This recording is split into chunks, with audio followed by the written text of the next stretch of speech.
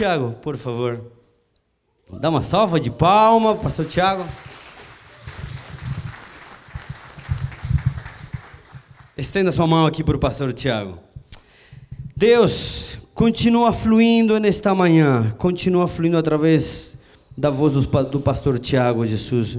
Que a tua presença continue se manifestando, Pai, como tem acontecido até agora, Pai. Obrigado porque o Senhor que nos proporciona esse tempo de nos alimentar, Pai.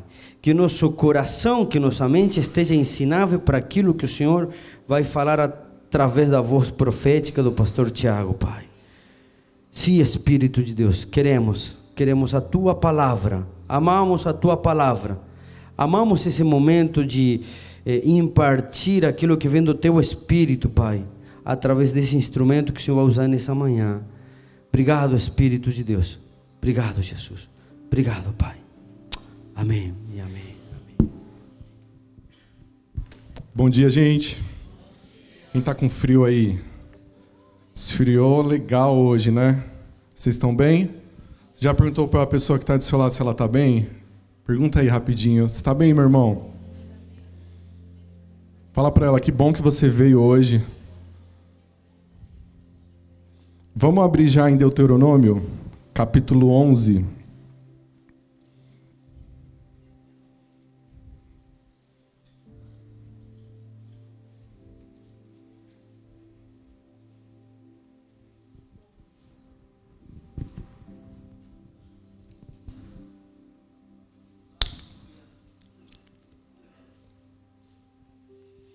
Deuteronômio, capítulo 11, nós vamos ler do 8 ao 15.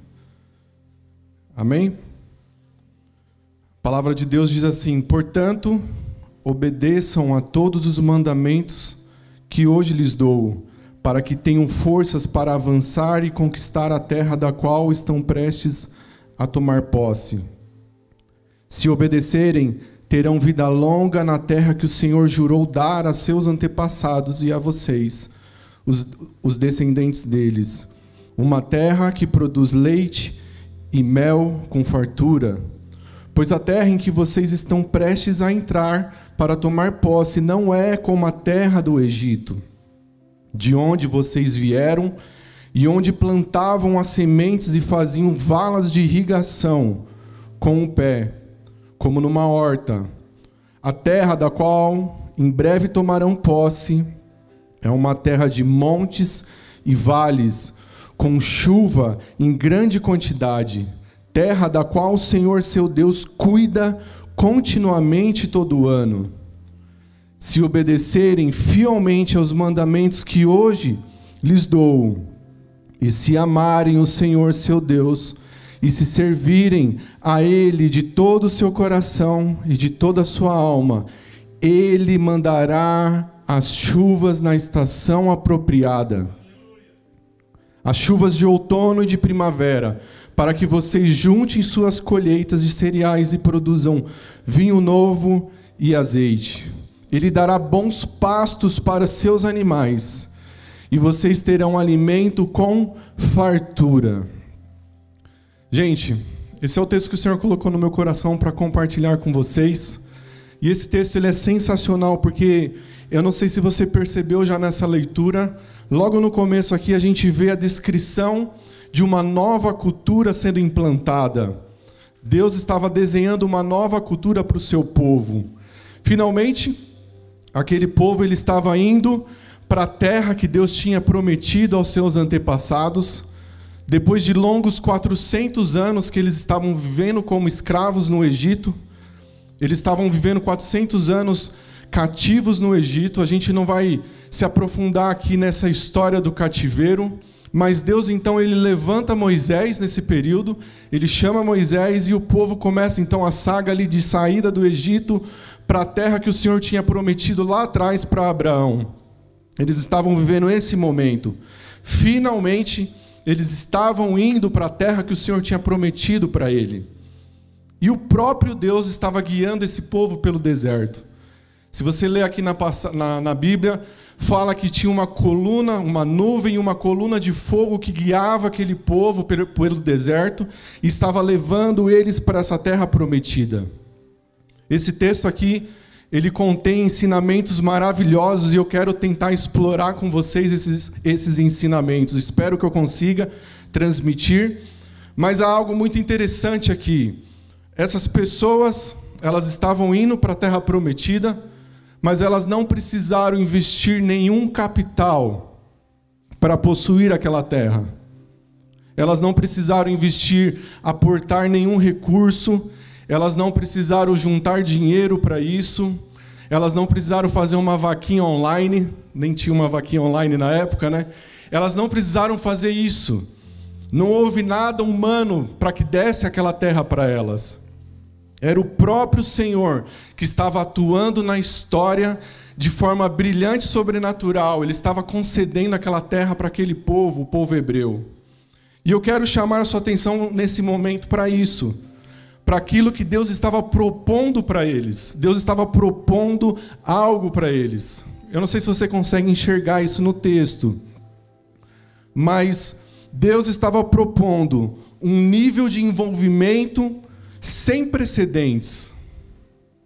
Nunca em nenhuma outra cultura da época, em nenhum outro povo havia acontecido isso. De todos aqueles povos que existiam naquela época, ninguém tinha esse tipo de proposta, esse tipo de envolvimento de Deus. Vamos explorar os detalhes aqui com atenção, amém? Olha aí o verso 12.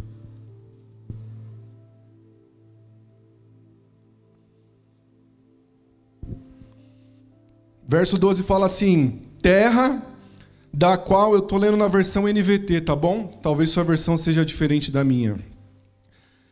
Verso 12: terra da qual o Senhor seu Deus cuida continuamente todo o ano. Quem cuidava dessa terra? O próprio Deus cuidava dessa terra. Deus cuidaria pessoalmente deles. E Deus aqui no texto fala que Deus cuidaria até mesmo da agricultura daquele povo. Ou seja, gente, Ele cuidaria do que nós, humanos, mais necessitamos. Daquilo que nós, humanos, não podemos ficar sem. E é o quê? O alimento. Deus estava propondo algo diferente. Deus cuidaria do alimento. Ele cuidaria da agricultura desse povo. E um dos elementos mais importantes para a agricultura, um dos elementos mais importantes para se cultivar é a irrigação. Para quem não sabe, eu dei um Google aqui para ver o que era irrigação. A irrigação, ela é um método de aplicação de água na agricultura, cujo principal objetivo é viabilizar os cultivos nos locais onde há escassez de água. Esse é a principal, é isso que significa a irrigação. Deus, ele estava cuidando de cada detalhe para esse povo, inclusive da chuva. E isso pode ter causado um bug na cabeça daquele povo, porque, como eu falei aqui, pensa comigo, aquele povo ele estava cativo 400 anos como escravos no Egito. Gerações após gerações. Quase aí, quantos anos o Brasil tem? Quem é bom de história aí? 500 e quanto, André? Você sabe? 600? Eu nem sei quantos anos o Brasil tem direito, mas mais de 500 eu acho que tem, certo? 524. Esse povo, ele viveu 400 anos. Para você ter uma ideia do tamanho do tempo que eles viveram como cativos. Então, aquilo deve ter dado um nó na cabeça deles, porque eles estavam vivendo naquele contexto de escravidão. Esse era o contexto da vida deles. Olha o verso 10. Pois a terra em que vocês estão prestes a entrar para tomar posse, não é como a terra do Egito. Deus estava falando assim: ei, prestem atenção, a terra onde eu vou levar vocês é diferente do que vocês estão acostumados. Não é como a terra do Egito, de onde vocês vieram, e onde plantavam as sementes e faziam valas de irrigação com o pé, como numa horta. Eu não sei se você sabe, mas o Egito, ele era mais seco do que a terra de Canaã, e a irrigação lá, ela dependia do rio Nilo. Eles precisavam fazer esse processo de irrigação com o braço. Eles tinham que transportar a água manualmente para os campos. Era um processo feito manual. Você imagina transportar essa água do rio até esses campos? Não é fácil transportar água, né? Eu morava em Poá, eu e a Má morava em Poá, e lá em Poá a gente tem um costume de buscar água na fonte áurea. E a gente pegava aqueles galões de 20 litros. Tem gente que ainda faz isso, tem gente que tem filtro. Mas a gente pegava aqueles galões de 20 litros e ia buscar água lá na fonte áurea. Enchia aqueles galões e não era fácil transportar aquele galão de 20 litros. Agora, você imagina esse povo aqui, eles faziam tudo isso na força do braço deles. Eles transportavam a água do Nilo até os campos lá do Egito. É lógico que provavelmente eles usavam os animais também, elefantes, cavalos, eu não sei. Mas a tecnologia que nós temos hoje, talvez eles não tinham.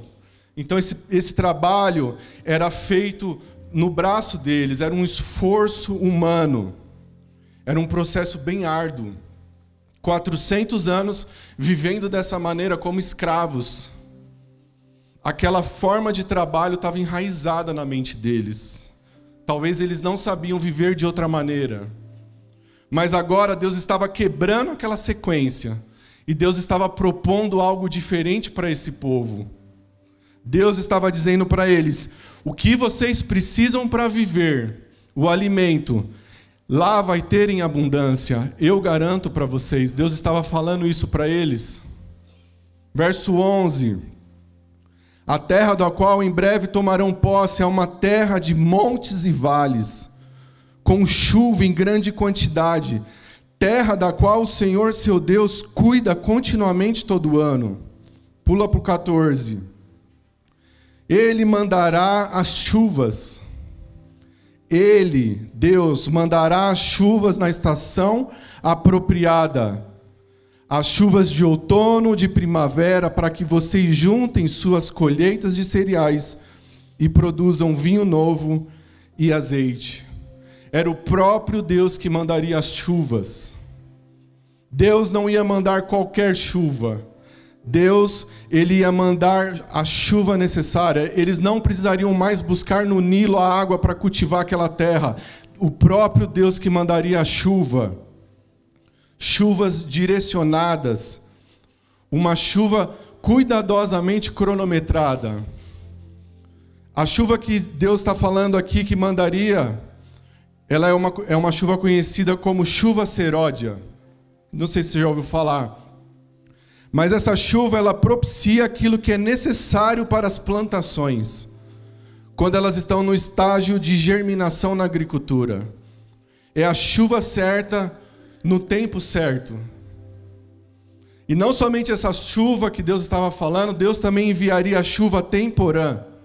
É um outro tipo de chuva. Essa chuva, ela ajuda o cultivo a atingir o potencial pleno daquela plantação. É essa chuva que o próprio Deus iria mandar. Chuva certa, no tempo certo. Uma nova cultura Deus estava implantando. Deus estava dizendo para esse povo: ei, confie em mim. Deus estava dizendo para eles: confiem em mim, porque eu cuidarei de vocês. Não tenham medo, eu vou cuidar de vocês. Eu vou cuidar daquilo que vocês mais precisam para viver do alimento. Fiquem tranquilos. Uma nova forma Deus estava implantando, um novo sistema. O sistema do reino de Deus. Um sistema de dependência total de Deus. É isso que Deus estava fazendo com esse povo. Mas sabe de uma coisa, gente? Esse povo era um povo difícil, não era? Esse povo, a gente lê essa história deles no deserto, a gente via, se você ler aqui, você vai ver que aquele povo, eles ficavam reclamando, eles ficavam murmurando, eles ficavam ansiosos, eles não tinham paciência. Mas sabe, a gente às vezes olha aquelas histórias e a gente pensa, que absurdo esse povo, né? Eles estavam vendo tantas coisas, Eles estavam vendo uma coluna de fogo guiando eles pelo deserto. Como pode eles não confiar nesse Deus tão visível? Às vezes a gente acha um absurdo isso, né? Mas eu quero dizer para você que nós não somos diferentes desse povo.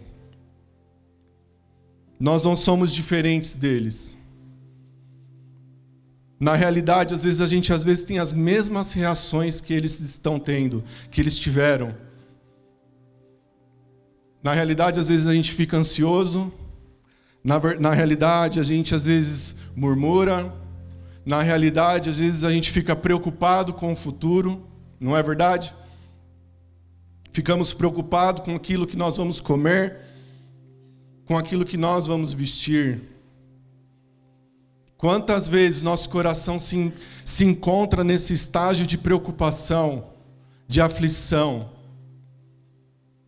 Quantas vezes nosso coração está totalmente ansioso, está totalmente preocupado? Mas da mesma forma que Deus estava cuidando daquele povo, dizendo para eles que cuidaria dos detalhes mais importantes, Ele também falou que cuidaria da gente. Deus falou que cuidaria de mim e de você. As preocupações da vida, eu acho que elas percorrem ao longo de toda a história da humanidade. Desde a queda do homem até os dias de hoje, as preocupações, as ansiedades acompanham o homem devido à queda do homem. Mas Deus estava propondo algo diferente. E a questão que fica é: será que nós confiamos em Deus o suficiente? Será que nós confiamos naquilo que Ele está dizendo? Quando a incerteza do futuro ela bate na nossa porta, o que nós fazemos? Nós voltamos os nossos olhos para Deus?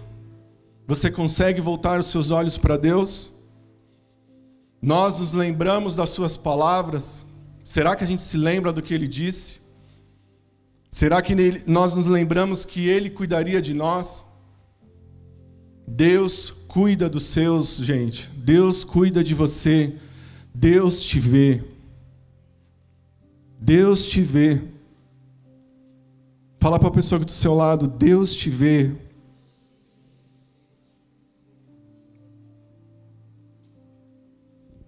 O próprio Jesus também falou desse cuidado de Deus por nós. Eu queria que você abrisse comigo em Mateus 6.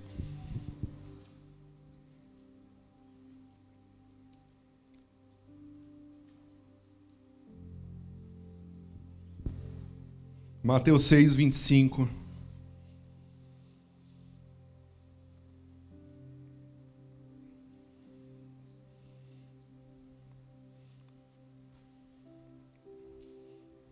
Aqui é o famoso Sermão da Montanha. Jesus, nessa sessão, ele fala sobre as preocupações da vida. Mateus 6, 25. Por isso, eu lhes digo que não se preocupem com a vida diária, se terão o suficiente para comer, beber ou vestir. A vida não é mais que comida, e o corpo não é mais que roupa? Observem os pássaros. Eles não plantam nem colhem, nem guardam alimento em celeiros, pois seu Pai Celestial os alimenta. Acaso vocês não são muito mais valiosos que os pássaros? Qual de vocês, por mais preocupado que esteja, pode acrescentar ao menos uma hora à sua vida? E por que se preocupar com roupa? Observe como crescem os lírios do campo, não trabalham nem fazem roupas. E, no entanto, nem Salomão em toda a sua glória se vestiu como eles. E se Deus veste com tamanha beleza as flores silvestres, que hoje estão aqui e amanhã são lançadas ao fogo, não será muito mais generoso com vocês, gente de pequena fé? Portanto, não se preocupem, dizendo: o que vamos comer, o que vamos beber, o que vamos vestir? Essas coisas ocupam o pensamento dos pagãos, mas seu Pai Celestial já sabe do que vocês precisam. Busquem, em primeiro lugar, o reino de Deus e sua justiça, e todas essas coisas lhes serão dadas. Portanto, não se preocupem com o amanhã, pois o amanhã trará suas próprias inquietações. Bastam para hoje os problemas desse dia. O que o Senhor estava dizendo aqui nesse texto? O que o Senhor está querendo dizer aqui, basicamente é uma pergunta. Como é que vocês obtiveram essa vida? É isso que o Senhor está perguntando aqui. De onde a vida que nós temos, ela veio? De onde essa vida que eu tenho, que eu carrego, ela veio da onde? Ninguém aqui, alguém tem aqui o poder de dar ou tirar a vida aqui? O que Jesus está dizendo aqui é, se Deus lhe deu o dom da vida, o maior de todos os dons, você imagina que agora, repentinamente, ele haveria de negar a si mesmo e aos seus próprios métodos? Você acha que ele não cuidaria do sustento para essa vida que ele mesmo nos deu? Deus, ele tem seus métodos, a sua maneira de fazer as coisas, ele tem o seu jeito. Ele só quer que a gente confie nele. Ele só quer que a gente confie nele. Ele só quer que a gente não se preocupe com essas coisas. É só isso que Deus quer. Não se preocupem. Porque eu criei você. A vida foi dada por mim a você. E eu cuido de você. Mas é óbvio, meus irmãos, deixar de ficar preocupado não me isenta de trabalhar. Deixar a ansiedade não nos isenta de correr atrás. Isso cabe a nós trabalhar. Eu não sei se você lembra da história da viúva com Eliseu. A Bíblia fala que a viúva ela estava em necessidade. Vamos ler essa história rapidinho, 2 Reis 4.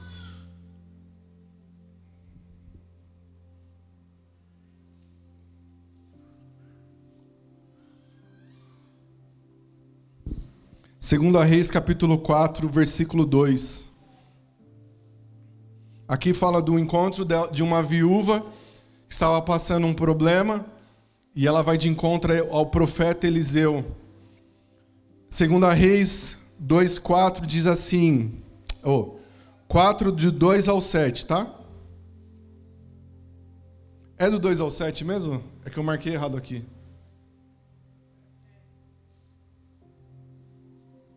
Ah, tá. Certo dia, a viúva de um dos membros do grupo de profetas foi pedir ajuda a Eliseu. Meu marido que o servia morreu, e o Senhor sabe como ele temia o Senhor. Agora veio um credor que ameaça levar meus 2 filhos como escravos. O que posso fazer para ajudá-la? Perguntou Eliseu. Diga-me, o que você tem em casa? Não tenho nada, exceto uma vasilha de azeite, respondeu ela. Então Eliseu disse, tome emprestadas muitas vasilhas de seus amigos e vizinhos, quantas conseguir. Depois, entre em sua casa com seus filhos e feche a porta. Derrame nas vasilhas o azeite que você tem e separe-as quando estiverem cheias. A viúva seguiu as instruções de Eliseu. Seus filhos traziam vasilhas e elas enchia. Logo, todas estavam cheias até a borda. Traga mais vasilhas, disse ela a um dos seus filhos. Acabaram as vasilhas, respondeu ele, e o azeite parou de correr. Quando ela contou ao homem de Deus o que havia acontecido, ele lhes disse, agora venda o azeite e pague suas dívidas. Você e seus filhos poderão viver com o que sobrar. Deus vai agir, meu irmão, de forma sobrenatural quando for necessário. Quando nós precisarmos, tá certo? De um milagre, Deus vai agir de forma sobrenatural. Deus ele vai usar aquilo que você tem nesse momento. Aquela mulher, ela só tinha uma vasilha e um pouquinho de azeite. Quando Deus foi usar Moisés, Deus perguntou, o que você tem? Moisés falou, tenho uma vara.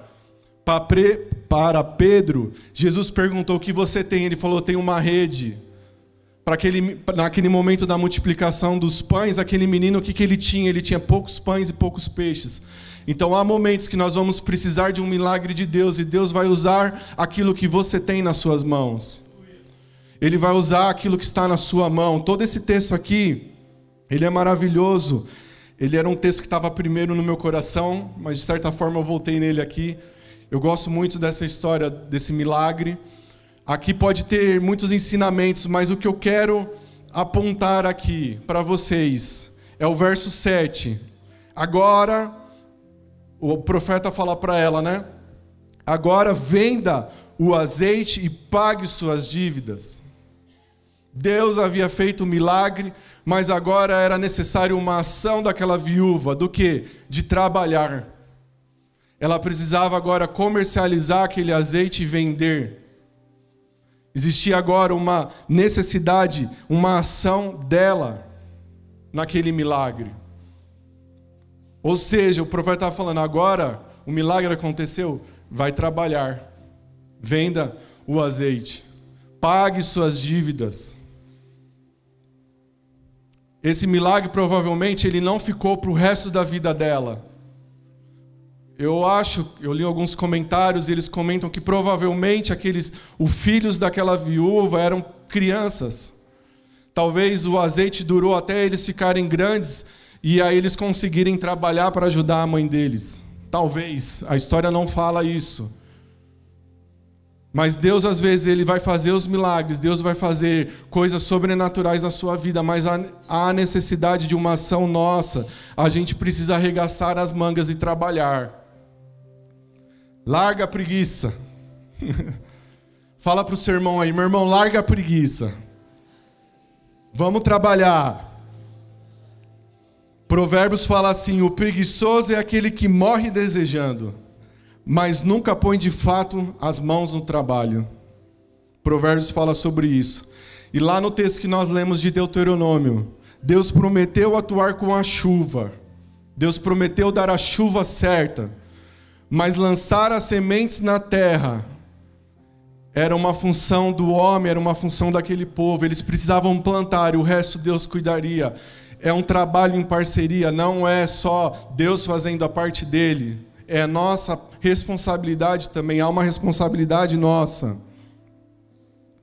Deus diz, eu dou as chuvas, eu faço os milagres, eu dou as sementes para vocês também, mas há uma ação que eu e você precisa fazer. Nós precisamos confiar nele, mas também nós precisamos trabalhar. Os milagres vão acontecer, mas nós precisamos agir também. E para finalizar, eu sou bem rápido nas palavras. Deus deixou bem claro aqui que Ele estaria presente com esse povo, não foi? Eu vou estar com vocês, fiquem tranquilos. Mas, fala comigo, mas, existia um mas aqui na história, lá de Deuteronômio. Existia um se. Existia sim algumas condições para que tudo aquilo funcionasse. Tudo aquilo que Deus estava propondo. Existia um se no meio da história. E Deus deixou bem claro esse se. Não era nada complexo, não era nada difícil, mas existia algo bem simples. Voltando para Deuteronômio agora. No verso 8 e 9 fala sobre isso, mas eu quero ler o verso 13. O primeiro se é, se vocês obedecerem. Se obedecerem fielmente aos mandamentos que hoje lhes dou.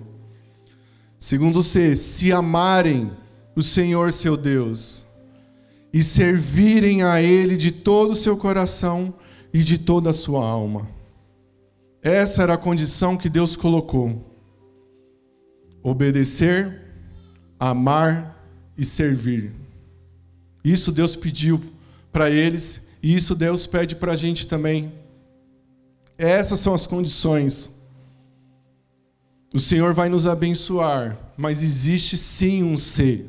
Deus é um Deus misericordioso, Deus é um Deus bondoso, Deus é um Deus abençoador, mas existem algumas condições para isso, e o texto está falando: se obedecerem fielmente aos mandamentos que hoje lhes dou, e se amarem o Senhor seu Deus, e servirem a Ele de todo o seu coração e de toda a sua alma. Essa é a condição. Simples assim, sem mistérios, sem prova, sem precisar prestar um concurso. Você não precisa pagar nada por isso. Não há aporte de dinheiro, não há nada, você não precisa pagar por isso. Somente nós precisamos obedecer a Ele, amar a Ele e servir a Ele com todo o nosso coração. Amém? Obedecer. Em vários momentos na Bíblia, Deus fala para esse povo: Israel, se você ler o Antigo Testamento, você vai encontrar essa palavra várias vezes. Israel, se você me amasse, se você entendesse, se você obedecesse aos meus mandamentos, eu faria isso, isso, isso, isso. Várias vezes, se você ler, você vai encontrar isso. Se vocês me obedecessem. A obediência daquele povo traria a presença de Deus. E a sua presença traria benefícios palpáveis para eles. E não somente benefícios individuais, mas benefícios coletivos. Obedecer a Deus, segundo amar Ele com sinceridade, gente. Nós precisamos ter um amor sincero por Deus, não um amor fingido, não um amor falso, não um amor de aparência, mas um amor que vem do coração. É quando você encontra a mulher da sua vida, seu coração aquece, se você não vê a hora de ver ela, ou você ele, mas esse amor sincero, esse amor que você quer estar junto, é isso que Deus está pedindo, aquele amor que você quer gastar tempo, que você não vê a hora de falar com o amor da sua vida. É como num relacionamento. Obedecer, amar e servir. O servir é a Deus, é de todo o coração. A gente precisa servir a Ele com toda a nossa força, com tudo aquilo que você tem. Servir a Ele, consequentemente, você vai estar servindo as pessoas. Amando Ele, consequentemente, você vai estar amando as pessoas. Você começa a se tornar parecido com Ele. É isso que Deus pede. Essas são as condições. São básicas, mas são desafiadoras ao mesmo tempo, porque não é fácil você obedecer, amar e servir a Ele. Porque requer de nós renúncia. Requer de nós renúncia, às vezes, das nossas vontades, dos nossos pecados. Requer renúncia. Lá no texto de Mateus, do Sermão da Montanha, Jesus também finaliza assim o texto, lá do Sermão da Montanha. Ele fala o quê? Busquem, em primeiro lugar, o reino de Deus e sua justiça, e todas essas coisas, o alimento, a roupa, aquilo que nós precisamos para viver, lhes serão dadas. Tudo que você precisa para viver vai ser dado. Esse será o nosso maior desafio como cristão. Nosso Deus é um Deus que se envolve diretamente na nossa história. Ele é um Deus presente na nossa história. Ele não criou as coisas e simplesmente saiu. Existe uma linha aí, eu acho que do deísmo, eu não lembro agora certinho, mas que ela acredita que Deus criou a humanidade e saiu e largou tudo. Deus não é assim. Deus, ele participa da história. Ele manda a chuva necessária para nós. Ele manda o sustento necessário para nós. Ele jamais vai nos desamparar. Deus jamais vai te desamparar. E quando for necessário, os milagres acontecerão. Quando não houver mais alternativas, como aquela viúva, ela não tinha mais de onde tirar. Os credores iam levar os filhos dela como escravo, e isso era permitido naquela época. Para pagar a dívida dela, e eles iam levar os filhos como escravos. Quando não tiver mais nada, Deus vai agir com milagre. Deus vai agir de forma sobrenatural. De alguma maneira, Deus vai fazer algo. Tudo que nós precisamos, tudo que você precisa para viver está nele, está em Jesus. Sabe, gente, talvez eu não sei a fundo o estágio que você está vivendo hoje. Eu não sei a fundo como está a sua situação hoje. Apesar de a gente estar falando um pouco de recursos, de alimento, talvez ali sua cabeça leva um pouquinho para a questão do dinheiro, mas talvez sejam outros problemas e Deus está presente em todos eles. Mas eu não sei como que você está vivendo. Se você está vivendo um momento de ansiedade, ou se você está num período de tranquilidade. Se você está vivendo um momento de preocupação, ou você está confiante naquilo que está acontecendo. Eu não sei, mas o Senhor sabe, o Senhor te conhece. Eu não sei se você está inseguro com o futuro, ou se você está seguro, mas o Senhor está dizendo para a gente nessa manhã, Ele é um Deus que cuida de nós, Ele é um Deus que cuida de mim, Ele cuida de você também. Por isso, não se preocupem. Por isso que Ele está falando, não se preocupem, eu cuido de você. Eu te amo, você é meu filho amado. Eu te vejo. Deus te vê. Deus te vê. Deus fala para você nessa manhã, eu te vejo. Deus te vê. Ele sabe exatamente o momento que você está vivendo e Ele te vê, Ele sabe. Ele só pede uma coisa, confie em mim. Confie em mim. Me obedeça, me ame e me sirva. Você pode fechar seus olhos?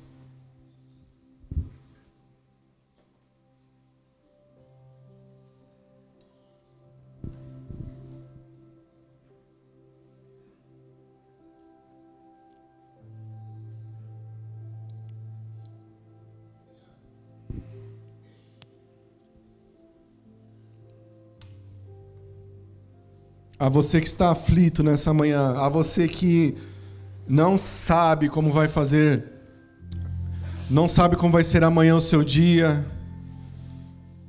Talvez você entrou aqui com o coração bem desesperado, porque as contas já estão atrasadas. Talvez você não sabe como se movimentar, mas o Senhor te diz, eu cuido de você, apenas olhe para mim. Apenas olhe para mim, coloque seu coração em mim, coloque seus olhos em mim, volte os seus olhos para mim. Porque eu cuido de você. Pai, em nome de Jesus, nós estamos aqui nessa manhã porque muitas vezes nós temos dificuldades de acreditar nisso.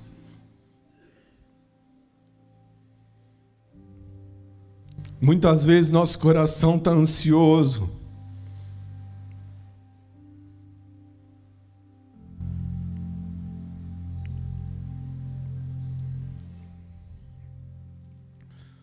Muitas vezes nosso coração está preocupado, está aflito. Está com medo do futuro. Muitas vezes nós não acreditamos no que sua palavra diz.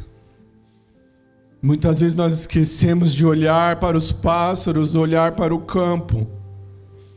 E nós apoiamos os nossos corações muitas vezes nessas incertezas e nesses medos. Mas nessa manhã nós colocamos esse coração medroso.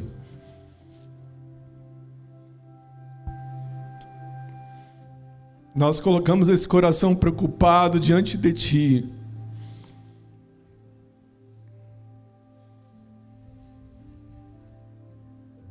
Nós colocamos esse coração preocupado na tua presença e dizemos que nós precisamos do Senhor, que tudo que a gente quer é o Senhor. Ajuda-nos a olhar para isso.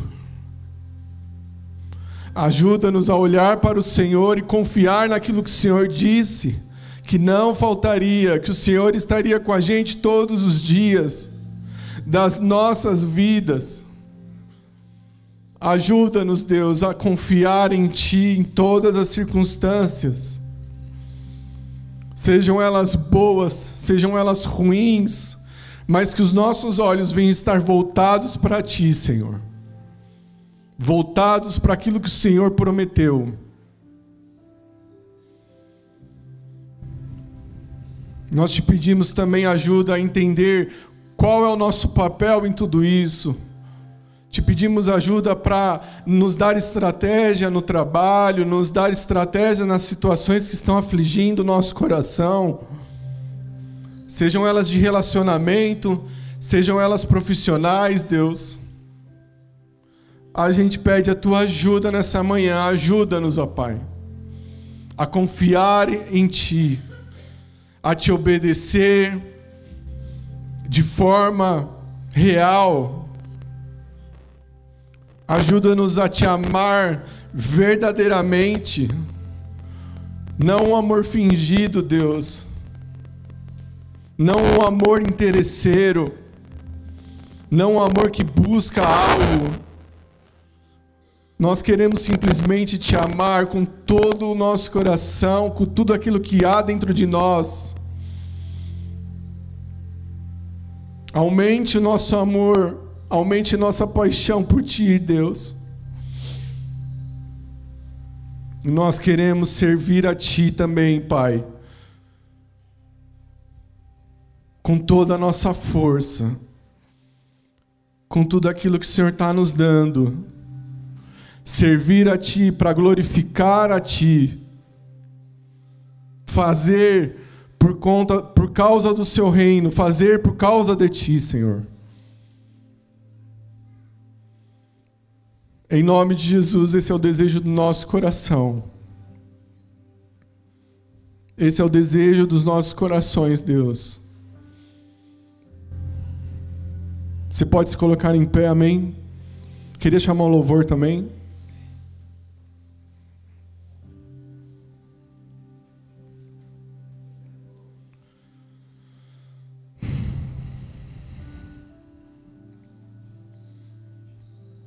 Há pessoas aflitas aqui no nosso meio. E eu quero que a gente ore um pelos outros. Queria que você procurasse uma pessoa. Você não precisa hoje perguntar nada para ela. Você não vai perguntar nada, você só vai orar por ela. Você só vai abençoar ela enquanto o louvor canta.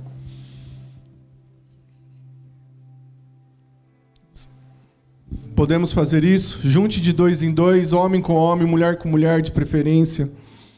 Procure uma pessoa.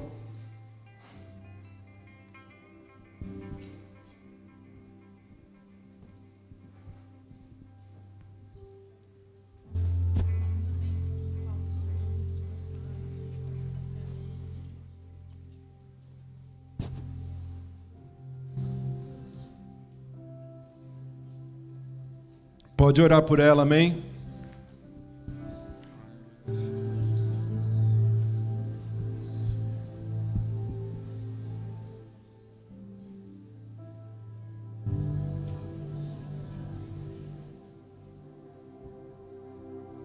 Deus, nós intercedemos um pelos outros agora também, Senhor. Abençoamos uns aos outros, ó Pai. Senhor, nós não conhecemos o coração do nosso irmão, eu não conheço aquilo que o meu irmão está vivendo, mas eu quero abençoá-lo. Eu quero abençoá-lo, Senhor, em nome de Jesus. Em nome de Jesus, ó Pai, vai de encontro às preocupações da vida. Vai de encontro agora às necessidades. Em nome de Jesus, o Senhor cuida de nós, o Senhor cuida dos nossos irmãos, e nós somos gratos a Ti, ó Pai. Nós somos gratos a Ti, Senhor, por isso oramos um pelos outros, ó Deus. Em nome de Jesus, Senhor. Amém.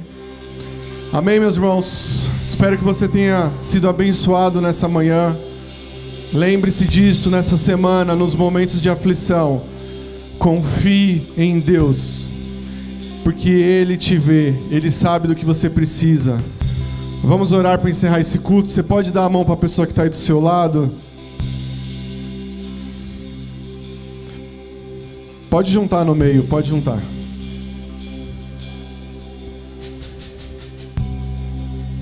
Deus, que grande honra, que grande privilégio a gente tem de poder te adorar, de poder dar nossos dízimos, as nossas ofertas, de poder ouvir a sua palavra. Agradecemos ao Senhor por essa manhã, que essa palavra, Senhor, venha frutificar nos nossos corações, nessa semana, na nossa vida. Como nós já oramos, nós depositamos as nossas vidas em Ti e nós confiamos em Ti, Senhor. Abençoe Tua igreja, abençoe meus irmãos, em tudo que nós vamos fazer nessa semana, tudo que nós vamos produzir, todo o nosso trabalho, os nossos estudos, as nossas famílias, a nossa saúde, em nome de Jesus Cristo, esteja presente em tudo. Em nome de Jesus, te agradecemos. Amém, amém e amém. Amém. Dê um abraço na pessoa que está do seu lado. Um bom domingo a todos. Deus abençoe, viu?